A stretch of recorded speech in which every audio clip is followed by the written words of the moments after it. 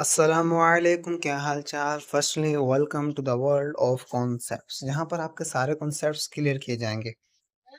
आज हम पढ़ेंगे फ्रैक्शन के बारे में। तो फ्रैक्शन जो है वो क्या होता है, बहुत इजी सा कॉन्सेप्ट है। चलिए शुरू करते हैं। When one solid object moves और attempts to move over the surface of another solid object, its motion is opposed by the starting force.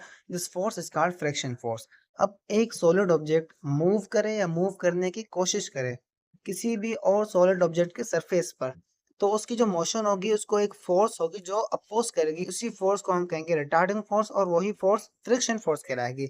Retarding force basically वो फोर्स होती है जो हर ऑब्जेक्ट की मोशन के अपोजिट डायरेक्शन में लगती है और उस ऑब्जेक्ट के अंदर डी एक्सेलरेशन को प्रोड्यूस करती है, मतलब नेगेटिव एक्सेलरेशन। बेसिकली जो फ्रिक्शन फोर्स होती है वो क्या करती है, रिलेटिव मोशन को अपोज करती है। तो अब रिलेटिव मोशन क्या होती है? It is a motion of one object with respect to another object.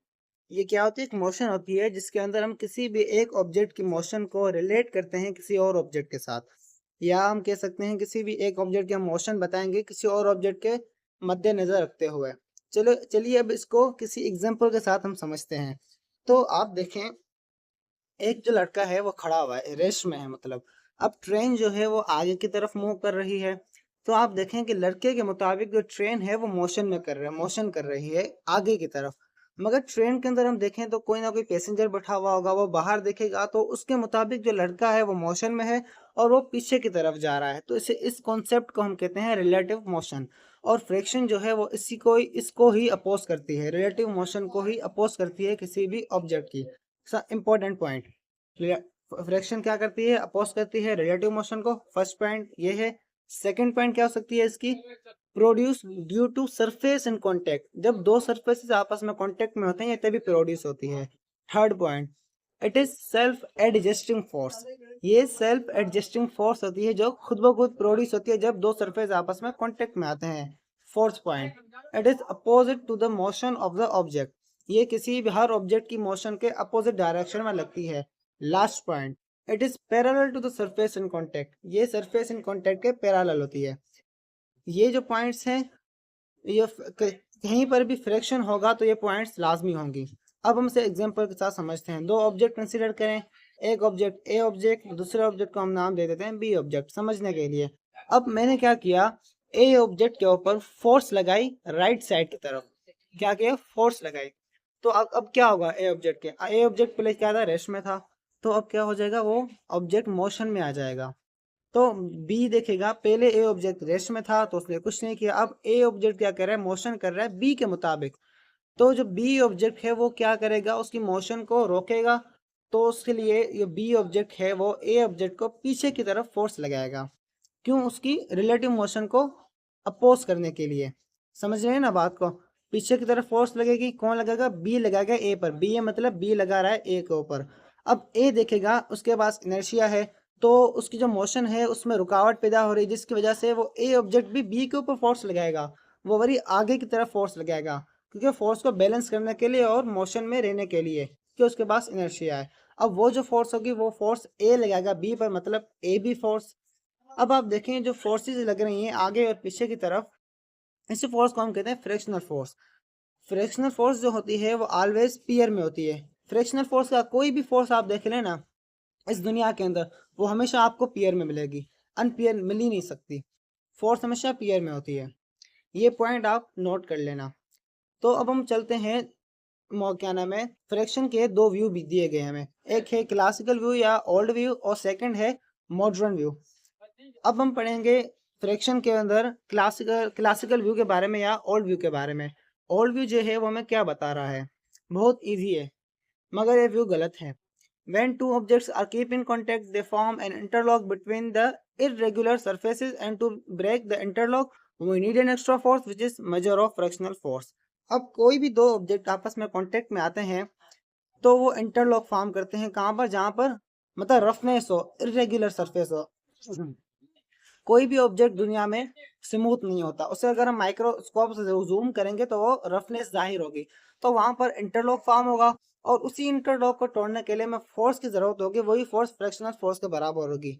अगर ऑब्जेक्ट को मूव करवाना हो तो उस फोर्स से ज्यादा हमें फोर्स लगानी पड़ेगी, तो ऑब्जेक्ट मूव करेगा। एग्जाम्पल के साथ समझते हैं।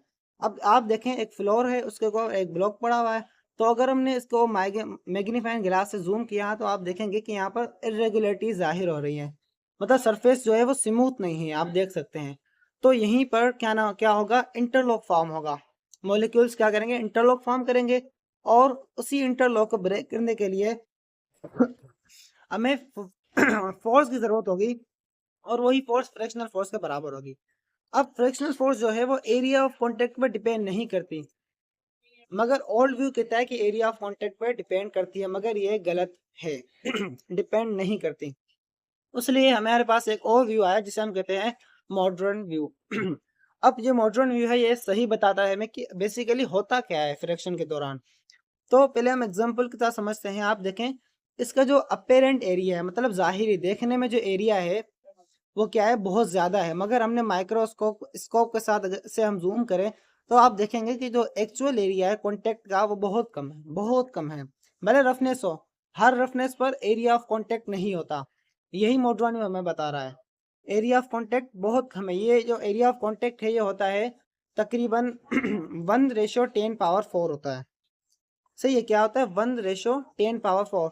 इसका मतलब है कि 10,000 पॉइंट्स में से एक पॉइंट होगी जो कांटेक्ट करेगी, मतलब एक पॉइंट पे जो एरिया होगा वो कांटेक्ट होगा। सही है। एक्चुअल एरिया देखने में तो 10,000 पॉइंट्स होगी एक्चुअल एरिया के अंदर, मगर उन 10,000 पॉइंट्स में से एक ही पॉइंट होगी जो कांटेक्ट होगी और सरफेस को, मतलब सरफनेस को कांटेक्ट करेगी, एक ही पॉइंट होगी। अब आप देखें उस एक पॉइंट पर क्या होगा, प्रेशर इंक्रीज होगा। सही है, क्योंकि एरिया कम है, पॉइंट बहुत छोटी है, प्रेशर इंक्रीज होगा, एरिया कम है, मॉलिक्यूल्स करीब आएंगे। अब मॉलिक्यूल्स के बीच के अंदर कुछ फोर्सेज होती हैं, एक होती है कोहेसिव और दूसरी होती है एडहेसिव। अब ये डिफरेंट ऑब्जेक्ट के मॉलिक्यूल्स हैं, तो इसके ऊपर कौन सी फोर्सेज होंगी आप ही बता दें, क्या होगी। कोहेसिव तो क्या होती है, सेम टाइप ऑफ मॉलिक्यूल्स के बीच में होती है, मगर एडहेसिव फोर्सेज जो होती हैं वो डिफरेंट टाइप ऑफ मॉलिक्यूल्स के बीच में होती है। ये दोनों डिफरेंट ऑब्जेक्ट्स हैं, तो एडहेसिव फोर्सेज की वजह से ये दोनों क्या करेंगे, आपस में वेल्ड हो जाएंगे। अब इस प्रोसेस को हम कहेंगे कोल्ड वेल्डिंग। ये प्रोसेस कहलाता है कोल्ड वेल्डिंग। यही हमें मॉडर्न व्यू जो है बता रहा है। डेफिनेशन की बात करें तो according to the modern view, the actual area of contact is very less than the apparent area of contact. The pressure at the contact point is very high due to small area in contact, and the molecules push towards the contact point and weld the surfaces due to adhesive forces. This process called cold welding. Modern में क्या कह रहा है, actual area क्या होगा, बहुत कम होगा apparent area से, जो जाहिरी एरिया है। जो डेट्स वाई वहां पर जहां पर कॉन्टेक्ट पॉइंट्स जो होंगी वहां पर एरिया कम होगा, जिसकी वजह से मॉलिक्यूल्स आपस में करीब आएंगे और प्रेशर क्या होगा, इंक्रीज होगा, और मॉलिक्यूल्स क्या करेंगे, आपस में वेल्ड हो जाएंगे ड्यू टू एडहेसिव फोर्सेस की वजह से। उस प्रोसेस को हम कहेंगे कोल्ड वेल्डिंग। यही जो है ये कॉन्सेप्ट है जो हमें मॉडर्न व्यू बता रहा है, बाकी इसके अंदर और कुछ भी नहीं है। जो कुछ भी है यही कॉन्सेप्ट हमें बता रहा है। अगर आपको ये लेक्चर अच्छा लगा हो तो लाइक करें, सब्सक्राइब करें, फॉलो करें, और मिलते हैं नेक्स्ट वीडियो के अंदर।